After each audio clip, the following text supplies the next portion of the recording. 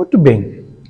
Então, na noite de hoje, nós estamos trazendo aqui uma cura, uma das curas que Jesus realizara quando esteve conosco, há mais de 2000 anos. E por que a razão de trazer esta passagem? Porque nós precisamos entender que tudo aquilo que está registrado nos evangelhos tem um profundo caráter educativo. Então não é a cura em si, não é apenas aquele feito particular. Ele, na realidade, uma cura que Jesus realiza, um diálogo com alguma pessoa do público, tinha sempre um caráter educativo. Uma educação que precisamos ter, independente da época, independente das condições culturais que possamos estar no momento. Então, baseado nisso, eu trouxe essa passagem para que a gente pudesse perceber nas entrelinhas do relato de uma cura, o ensino de Jesus, que serve para todos nós. E no caso, a cura de um cego em Betsaida é descrito por Marcos, no seu capítulo 8, versículos 22 a 26. Marcos não conviveu com Jesus, mas ele foi um profundo pesquisador. E por muito tempo ele esteve com Paulo, esteve com Maria, mãe de Jesus, com os apóstolos, e foi então anotando todos os relatos que esses personagens traziam para ele. E assim nós temos esta passagem que diz: E chegou a Betsaida, e trouxeram-lhe um cego, e rogaram-lhe que lhe tocasse. E tomando o cego pela mão, levou-o para fora da aldeia.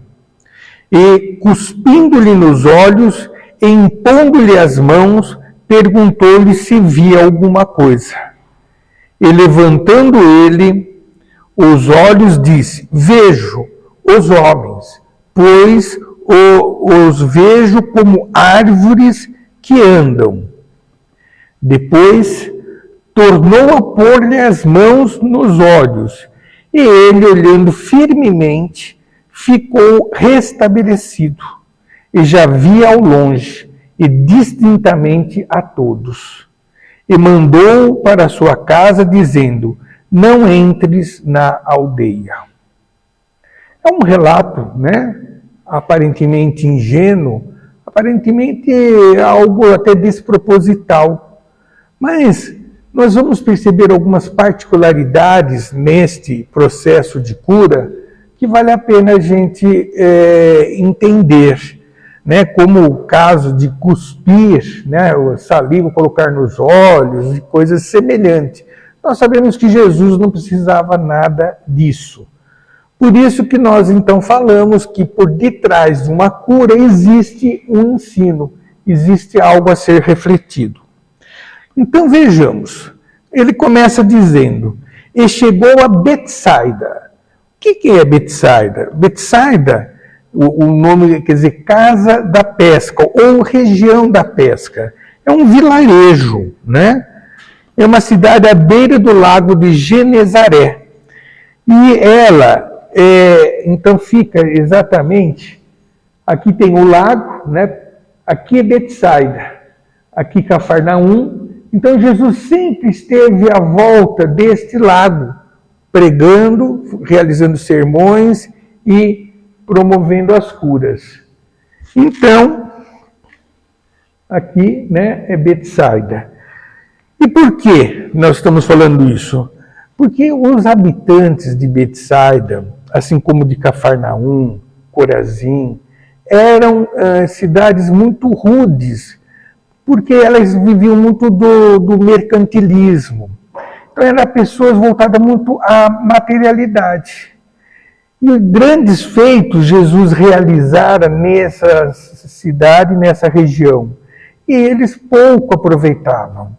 Então, até certa feita, Jesus disse: se os feitos ocorridos em Betsaida, Cafarnaum, Corazim, tivesse sido feito em Tiro ou Sidom, né? Aqui tem Tiro, um pouquinho mais acima é Sidom. É uma região fora da Palestina. Consequentemente, é considerada como pessoas não puras pelos palestinos. Ele diz que se esses feitos fossem feitos nessa região, muitos teriam se convertido aos seus ensinos, à sua doutrina. Então, baseado nisso, os habitantes eram muito endurecidos e resistentes a aceitar os ensinos do Mestre. Pedro, André e Felipe eram de Betsaida, esses 3 apóstolos de Jesus, né, eram de Betsaida. Então vejam que era um lugar que as pessoas não acreditavam em Jesus. Então Jesus tinha que agir de uma forma que chamasse a atenção deles, né, porque caso contrário, eles diriam que é mistificação, diriam que é ilusionismo ou coisa parecida. Pois bem, e trouxeram-lhe um cego. Então vejam que este necessitado, este cego, não fora espontaneamente em busca de Jesus, como outros foram, né? Os 10 leprosos, a mulher hemorroíça e tantos outros enfermos, né? Demonstrando a ausência de fé no Cristo. Então, ele foi levado pela população para, assim, tirar prova de Jesus. Como os demais daquela comunidade, trazia a cegueira espiritual. Cegueira espiritual por quê? Porque eles não entenderam que Jesus viera não para fazer curas, não para realizar, né, coisas miraculosas, mas sim para deixar um ensino, o qual, se seguido, vai gerar em nós a felicidade que tanto buscamos. Então, na verdade, eles queriam mais uma prova de Jesus, mas não estavam dispostos a se modificarem. Ah, você é o Cristo, você é o enviado de Deus, então vamos ver se você cura mesmo, vamos ver se você faz isso ou se você faz aquilo. Então Jesus, né, quando a gente lê o Evangelho, acha que todo mundo o seguia por admiração. Sim, uma grande parte. Mas existiam aqueles opositores, existiam aqueles que estavam perseguindo, existiam aqueles que não acreditavam nele, né? Então, o que aconteceu? E tomando o cego pela mão, né, levou-o para fora da aldeia. Esse ato de tomar o cego pela mão, ele conduziu aquele homem e o faria apto a trabalhar a partir de então, né? Então, este momento de Jesus era já um ensino velado. Então, ele tomando o cego pelas mãos.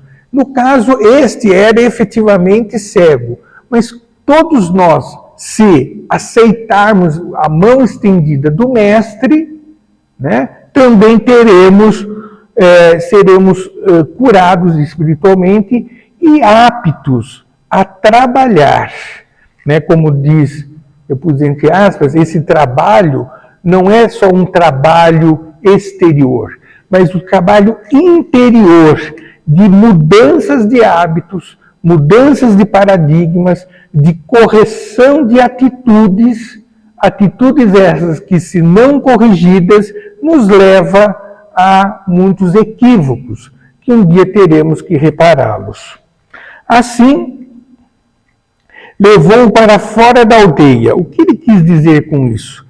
Que retirou daquele ambiente insalubre, aquele ambiente em que nem todos eram descrentes, ambiente que as pessoas estavam só preocupadas com a materialidade, ambiente que as pessoas queriam viver e gozar o que a matéria poderia lhes oferecer, ambiente em que não existia a ideia de espiritualização.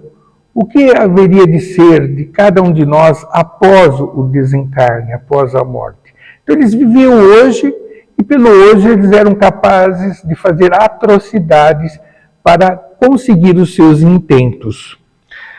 Então, e propôs então uma transformação, né? Então veja, e cuspindo-lhe nos olhos e impondo-lhe as mãos. Por que Jesus fez isso?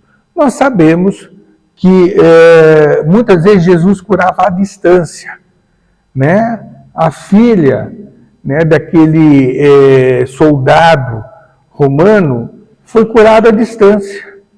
E assim como tantos e tantos outros. Né? E nós sabemos que Jesus tem, não é apenas ele, mas toda a espiritualidade que o acompanha, pode e faz essa intervenção em favor do próximo. Mas ele foi assim de uma forma não usual, né? Cuspindo-lhe os olhos. Por que este ato? Então, este ato do mestre é muito mais simbólico que terapêutico propriamente. Promove o despertar da fé ao enfermo. Sua saliva representa seu ensino, sua mensagem ao cego de conhecimento. Perceberam? Então, esse gesto ele estava mostrando àquele povo que não entendia Jesus, que aquilo que ele vinha trazer ao povo é que ia restabelecer a saúde espiritual de todos nós. Porque nós somos espíritos que precisamos ter a saúde espiritual, né, para que possamos avançar. Então, impor as mãos deve ser visto como colocar-se ao trabalho depois do conhecimento adquirido. Então veja que este gesto de Jesus mostrando que todos aqueles que ouvissem, que estudassem os seus ensinos, a sua doutrina, não poderia ficar apenas na condição de conhecer, de ter um valor intelectual do conhecimento, mas deveria, a seguir, praticar, executar. Né? Então, de nada adianta eu ter todo um conhecimento do Evangelho se eu não pratico no meu dia a dia, se eu não tenho comportamento correspondente ao que o Evangelho nos ensina. Então, este gesto de Jesus, né, a sua saliva, quer dizer, o que sai da sua boca é saúde para nós, o que sai da sua boca é educação para o espírito, que, se aproveitado, devemos executar a seguir. Então, quando deixamos o estado de ignorância, passamos a ver o mundo de outra forma, porém, não ainda na sua plenitude e transparência. Por quê? Porque ele perguntou se via alguma coisa. E como todos nós sabemos, a nossa evolução não se dá de forma abrupta, não se dá assim, num estalar de dedos. Nós temos que conquistar os valores espirituais, que são o conhecimento e a moralidade, através de experiência, de assimilação, de reflexão, de repetição dos nossos atos, até que possa fixar definitivamente no nosso ser, né? Então Jesus estava mostrando isso. E, levantando ele os olhos, disse: vejo os homens, pois vejo como árvores que andam. Que coisa linda. Por quê? Então, quando passamos a caminhar na trilha das leis divinas e naturais, temos um rumo direcionado para a frente e para o alto. Então, o que é esse simbolismo? Quais é uma metáfora que Jesus utiliza? Que aquela pessoa que conhece sua doutrina, que assimila sua doutrina, ela passa a ver o próximo, passa a ver as situações que ele convive de forma diferente. Não mais achando que tudo está ruim, não achando que as pessoas são nossas inimigas, que as pessoas não gostam da gente, mas passa a ver como pessoas que também, como nós, necessitamos de apoio, necessitamos de caminhar junto porque o caminhar fica mais suave do que fazer tudo sozinho. Então, quando você passa a compreender a proposta do Evangelho de Jesus, você tem outra atitude, uma atitude não mais material, não mais imediatista, mas uma atitude de correção, de educação da alma, de educação de nossos comportamentos. E aí, o que acontece? Ele diz, veja os homens. Olha que interessante, por que ele faz isso? Que nossos pares, parceiros de caminhada, onde experimentamos as expiações e exercitamos as provas. Então ele era cego, ele não via outras pessoas, né, não via ninguém a não ser ele mesmo. E quantas vezes nós agimos como verdadeiros cegos, que só objetivamos nos nossos atos os nossos interesses, que só olhamos a nossa vontade, que desrespeitamos o próximo, muitas vezes, para conquistar aquilo que tanto almejamos, não percebendo se esta busca vai trazer algum tipo de prejuízo ao meu próximo, aquela pessoa com quem eu convivo. Mas eu estou cego naquele objetivo a atingir. E aí ele diz, vejo homens. Homens por quê? Porque como todos nós somos aprendizes da lei divina, todos nós ainda estamos sujeitos a equívocos, a erros, ainda nós precisamos corrigi-los através de novas experiências. Por isso que a reencarnação é um processo de você repetir a lição não assimilada, de você poder reaprender, de você poder absorver os ensinos, que muitas vezes não aproveitamos numa existência. Então, outras existências nos são apresentadas para que possamos ter o processo de assimilação e maturidade espiritual. E ele diz, homens de Betsaida, ou de Corazim, os quais Jesus lamenta sua frieza e descrença. Então, naquele primeiro processo, porque toda evolução nossa são etapas de um processo. Ele era cego, passou a ter visão, mas ainda na sua visão trazia o ranço do erro, o ranço de se equivocar-se. Ainda não estava assim com uma assimilação plena do que Jesus estava lhe propondo. Aí ele diz, pois vejo como árvores que andam. Que expressão maravilhosa. Porque aqui ele diz justamente do homem vegetativo, do homem material, mais próximo ao reino animal do que ao reino espiritual. É aquela pessoa que quer satisfazer as suas necessidades, que busca saciar a sua vontade, que não tem nenhum respeito no sentido de, ao conquistar o que ele busca, se isso vai prejudicar alguém. Porque ele está objetivando o seu interesse e uma visão tacanha, uma visão muito obtusa, porque é uma visão apenas material. Porque ele não entende ainda as consequências dos atos pelo qual está cometendo. Porque dentro da lei de ação e reação, toda nossa ação terá necessariamente uma reação, uma consequência. Então, se a minha atitude, se a minha ação é positiva, eu terei como resposta, como retorno, algo positivo. O contrário é verdadeiro.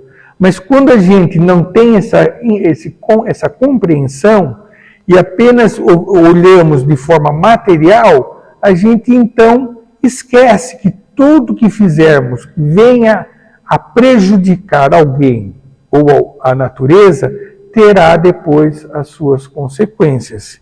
Assim, ele vê homens como árvores porque despreza as oportunidades, se entrega aos caprichos da matéria, criando raízes no solo, dificultando o seu voar para as estrelas.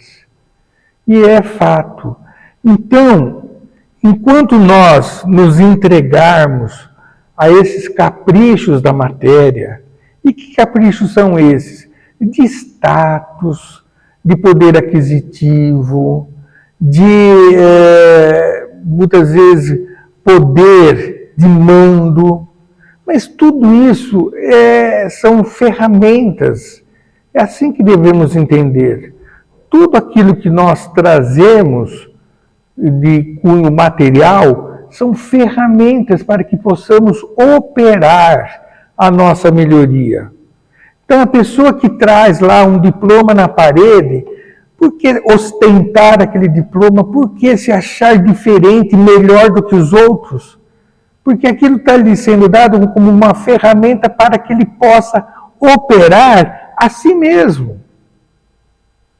Se a pessoa traz inúmeros bens materiais, né, e acha que aquilo lá, essa fartura, ele deveria refletir que ao desencarnar não vai levar nada.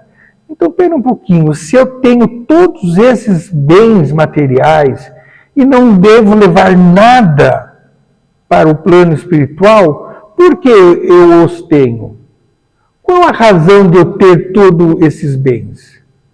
E aí a gente vai perceber que, na realidade, nós somos operários numa seara divina, que deveríamos entender que isso não nos pertence, somos arrendatários, como na parábola dos talentos. O Senhor deu o talento, mas quando voltou, quis de volta redobrado, ou seja, com o trabalho realizado pelo talento oferecido ao servo. E nós passamos pela existência achando que aquilo é nosso, que é nossa propriedade, né? E às vezes nós consideramos até os nossos familiares como nossa propriedade. Ah, é minha esposa, meu marido, meus filhos. Quando na realidade todos nós somos viajantes nessa estrada evolutiva. Assim, e depois tornou a pôr-lhes as mãos nos olhos, e ele, olhando firmemente, ficou restabelecido, e já via ao longe e distintamente a todos. Então vejam que essa cura, não foi de imediato, como tantas outras que Jesus realizou. Mas por que não fora de imediato? Porque trazia esse propósito de nos mostrar que nós avançamos de etapas a etapas, de que precisamos, em cada etapa, saber ter o proveito que ela nos oferece e avançar com maturidade. Então, por isso que é esta graduação, né, do restabelecimento da visão. Mas Jesus não estava, vamos assim dizer, preocupado com a visão deste cego, mas com a visão de todos que viessem a ler este feito e entender as etapas da evolução da vida. Assim, o processo de evolução ele é contínuo, não se dá em um só momento. Ninguém se transforma do dia para a noite. Ninguém pode se dizer, eu já atingi o ápice do conhecimento, eu já atingi o ápice da minha espiritualização. E aqueles até que trazem o fenômeno da mediunidade, dizer, eu já sou médium, não preciso ler e estudar mais. Lê do engano. Porque sempre estaremos aprendendo, sempre estaremos agregando conhecimento, experiência. E a vida, a existência, é justamente isso, uma coleção de experiências que precisamos agregar no nosso espírito. É por isso, se nós fizermos um retrospecto na nossa existência atual, né? Então nós sabemos que alguns têm pouco tempo de existência, outros um pouco mais, né? Por que você está dando risada, Val? Então o Val, por exemplo, ele lembra só da fase da fralda, da mamadeira que ele usou, porque é pouco tempo. Mas se nós fizermos um retrospecto, quantas fases nós passamos, quantas dificuldades vencidas, quantas felicidades que nós vivenciamos, mas em cada dessa lembrança, nós vamos guardar uma experiência, nós vamos guardar um aprendizado. Então, por isso que a nossa existência, ela é repleta de oportunidades, que podemos aproveitar ou podemos, então, desprezá-la. Então, quando nós reclamamos, né, de algo, então, na realidade, não estamos aproveitando aquela oportunidade vivenciada. Então, por isso que é um processo contínuo de evolução. Sempre estaremos aprendendo um pouco mais. E as nossas lentes, né, vão se aprimorando e passamos a ver com mais detalhes, ou seja, com maior conhecimento de causa. Isso que mostra a maturidade nossa ao longo da existência. Que quando nós somos jovens, então agimos muito pela impulsividade, agimos muito pelo imediatismo. Nós já queremos resolver, ou então é aquela fase que nós achamos que vamos ser o salvador da pátria, que as coisas tinham de ser da forma que eu penso. Não é assim, de um modo geral, né? Na nossa adolescência. Depois a gente vai percebendo que as coisas não são bem da forma que gostaríamos que fosse. E nós vamos, então, tendo maior moderação na impulsividade. Vamos ter maior freio no imediatismo. E vamos começar a dar margem às reflexões. Nós vamos começar a refletir o porquê, há quanto tempo, a duração, a intensidade daquele período. E quando nós vamos amadurecendo este olhar, esta visão, nós vamos percebendo a importância daquilo pelo qual estamos passando, mesmo quando supostamente negativo. Este homem, ele era cego. Ele precisou desta situação para ter o contato com Jesus, para estar próximo do Cristo, para Jesus poder tocar-lhe, para Jesus poder restabelecer-lhe a visão. Quem não faria isso para estar próximo de Jesus? Então veja, de repente, de uma apresentação, né, negativa, que é a cegueira, foi o meio pelo qual ele encontrou a luz. E mais do que a luz, mais do que a visão, o despertar espiritual. Então, o Cristo faz a sua parte nos dando condições para o aprimoramento do espírito. Então ele nos dá os ensinos, ele nos deu o exemplo, ele nos falou os seus sermões, ele exemplificou tudo que ele ensinou através das curas, entre outras obras mais. Porém, temos que nos esforçarmos, firmando nossa fé e trabalhando o burilamento interior, para então termos a visão plenamente restabelecida. Porque esse é trabalho nosso. Porque senão Deus já criaria todos nós perfeitos. Então, o processo pelo qual passamos de amadurecimento é justamente para que tenhamos um maior valor das conquistas realizadas. E isso é uma coisa notória, né? Quando as pessoas recebem, mesmo na fase adulta, mas mais comum nas crianças, algo graciosamente ou de pronto, ela logo brinca e já quer outra coisa. E assim somos nós quando adulto. Temos o desejo de conquistar algo. Assim que se conquista, a gente já quer outra coisa mais, e somos eternos insatisfeitos. Por quê? Porque nos falta essa maturidade. E ele dizia, e já via ao longe, distintamente a todos. Mais uma vez, né? Ele restabeleceu a visão. Num primeiro momento, esta visão que nós trazemos hoje, de ver as pessoas na sua superficialidade, de ver as pessoas às vezes como nosso competidor, ver as pessoas às vezes como nosso inimigo, mas ele teve algo mais, porque ele passou a ver distintamente a todos. Ou seja, não ver a pessoa pelo aquilo que ela se apresenta, mas por aquilo que ela traz no seu interior.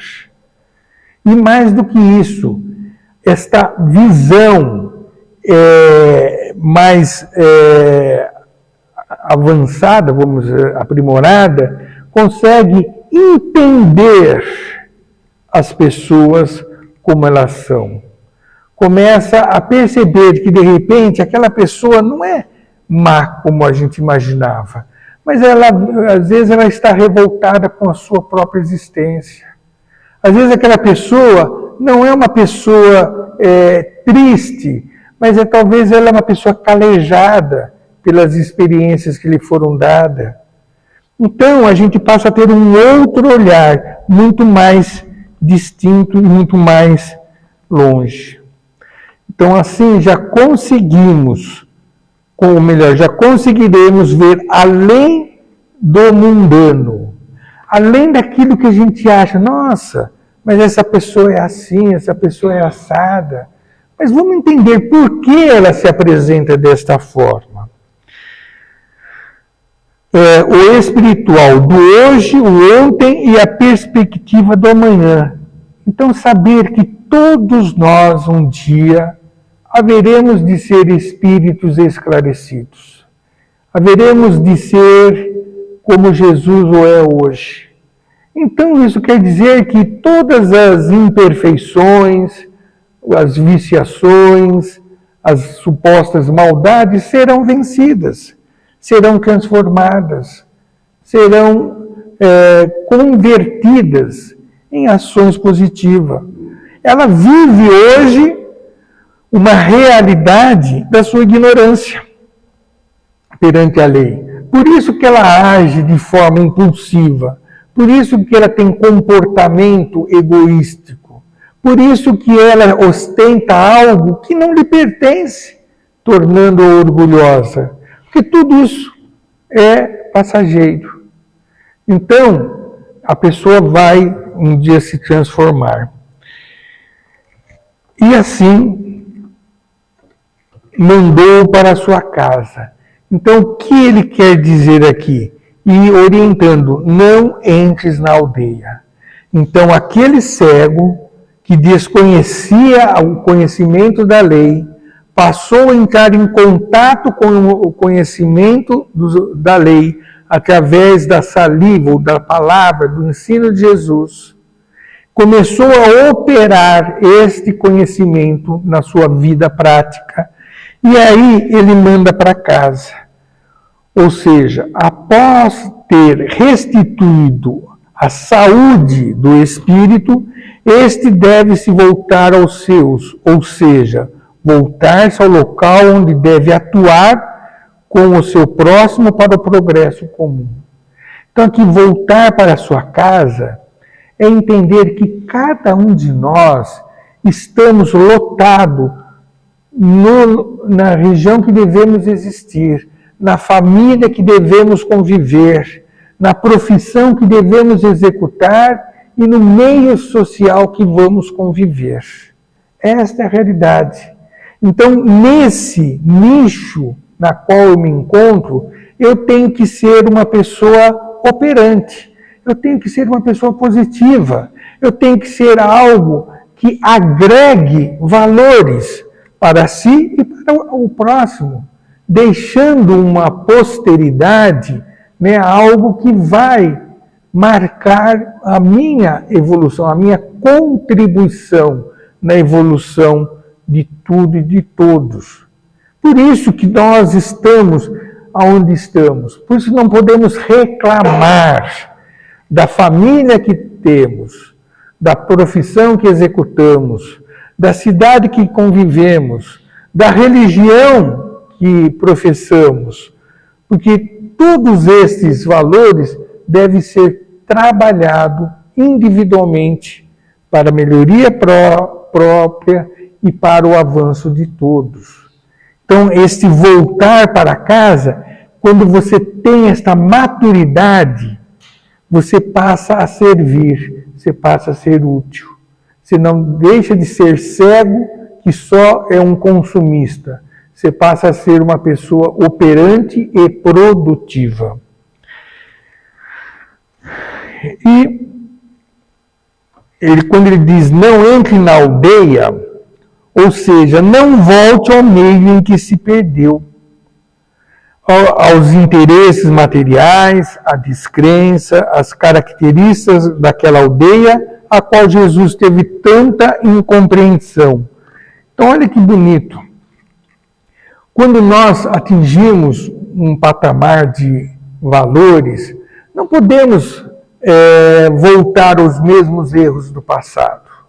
Não podemos repetir as mesmas atitudes que tínhamos quando desconhecíamos o que é certo e o que é errado.